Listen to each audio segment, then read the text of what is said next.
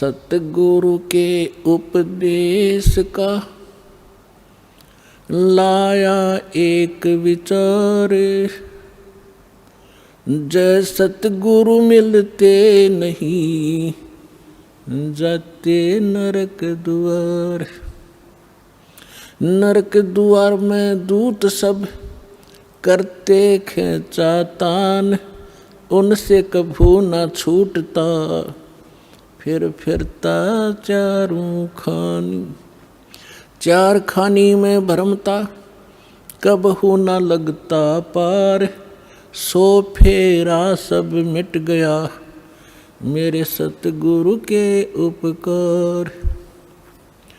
सात समुद्र की मसी करूं लेखनी करूं बन राय, धरती का कागज करूं गुरु गुण लिखो न जाए। परमेश्वर ने अपनी महिमा बताने के लिए, आपको सही दिशा देने के लिए अधिक उदाहरण अपने ऊपर ही दिए हैं। क्योंकि परमात्मा कहीं खड़े हो जाते थे चौराहे पर और एक इकतारा लेकर के आवाज़ लगाते थे ताकि लोग इकट्ठे हों। जैसे कोई रीछ नचाने वाला खड़ा होकर डुगडुगी बजाने लग जाता है, लोग अट्रैक्ट होते हैं, क्या हो रहा है देखें जाकर। तो आपके लिए परमात्मा ऐसे खड़े कर रहा है, ऐसे धाड़े भुगत रहा है, किसी प्रकार तुम्हें बुद्धि आवे। आप कहाँ पड़े हो, कभी विचार नहीं लगाया आपने। इस झूठे सुख को सुख है ये मान रहा मनमोद, यू सकल चबीना काल का कुछ मुख में कुछ गोद। तो खड़े होकर कहा करते परमात्मा, सतगुरु के उपदेश का लाया एक विचार, जय सतगुरु मिलते नहीं जाते नरक द्वार। तो परमात्मा ने पद्य भाग का सहारा इसलिए लिया क्योंकि हमारे अंदर एक विकार है कान का, जो हम शब्द विषय है हमारे अंदर। तो उस विकार के कारण परमात्मा अट्रैक्ट करते थे। सुरीली आवाज़ थी दाता की, वाणी में इतना अट्रैक्शन आत्मा को पकड़ के खींच लेता है, क्योंकि परमात्मा की वाणी आत्मा के लिए ही होती है। तो वहाँ समझाया करते थे, अपने आप ही बताते थे। जब वो बार बार न्यू का मैं भगवान होता, लोग डले मारने लग जाए थोड़े दिन में, हमारी आदत खराब हो चुकी है।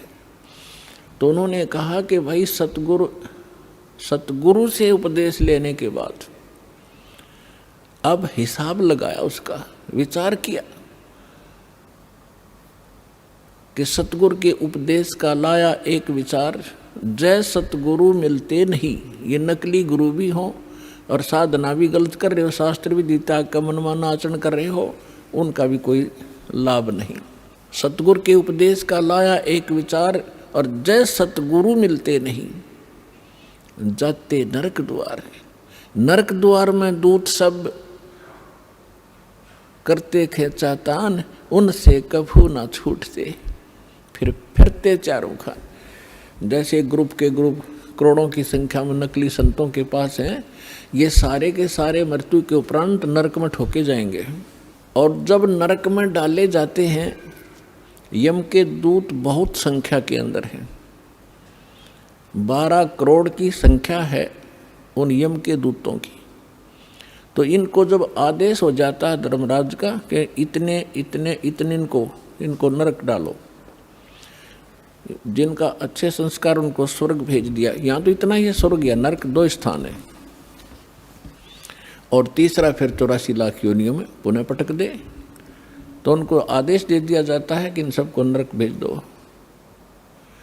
अब पूरे उस ग्रुप के ग्रुप को 1 लाख डेली यहाँ से जाते हैं, उनमें से कुछ स्वर्ग, कुछ 84 लाख योनियों में और बाकी नरक में।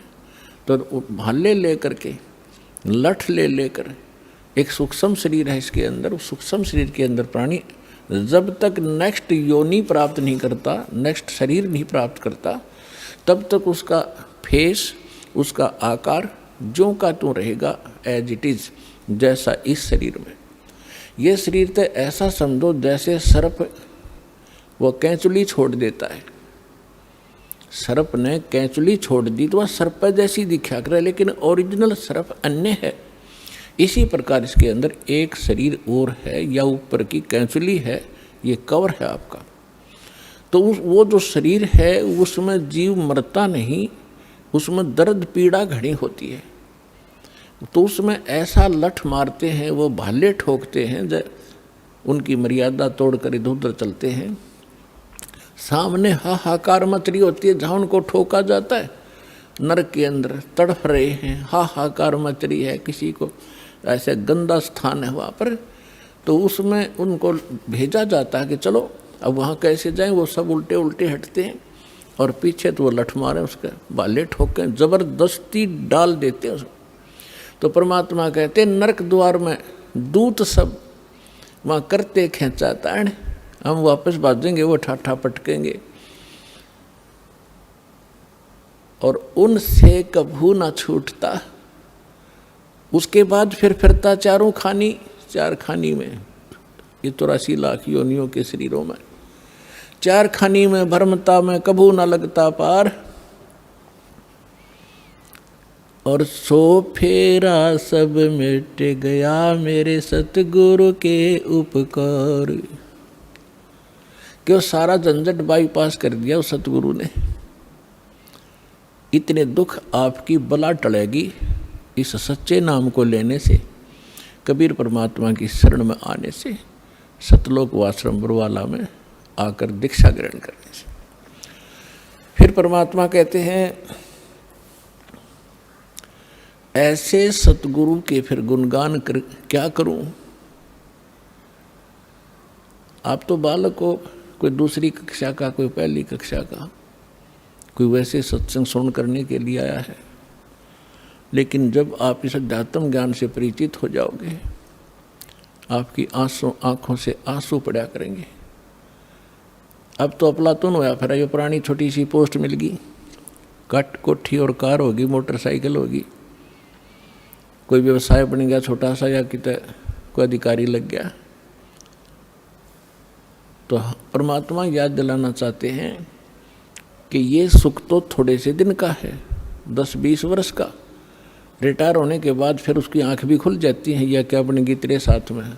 कोई ड्राइवर भी ना मिलता है IAS IPS को, न्यू अंडे सैर सपट्टे करते हो पार्का में, ना घर के सुने, बहु गाड़ दें जाते ही, सारी तनख्वाह बच्चे ले लें। क्योंकि जो बैटरी जब तक चार्ज रही, पिछले पुण्य थे, तब तक तो वो खूब प्रभु पाक रहा था। और जब वो डिस्चार्ज हो गया, अगर चार्जर है नहीं, भक्ति ठीक करी नहीं, तो कहते हैं संसा शोक सराय में, संशय शोक सराय में सूतक दिन राती, और जीवत जग में जूते पड़े फिर जम तोड़े छाती। इनके लिए यही बुरा हाल हो लेगा बुढ़ापे में। यहाँ जीवत जग में जूते पड़े और फिर जम तोड़े छाती। यम के दूत फिर आगे इनकी छाती तोड़ेंगे, इनको कूटेंगे घेर के, और फिर 84 लाख योनियों में ठोके जाएंगे। तो यहाँ परमात्मा कहते हैं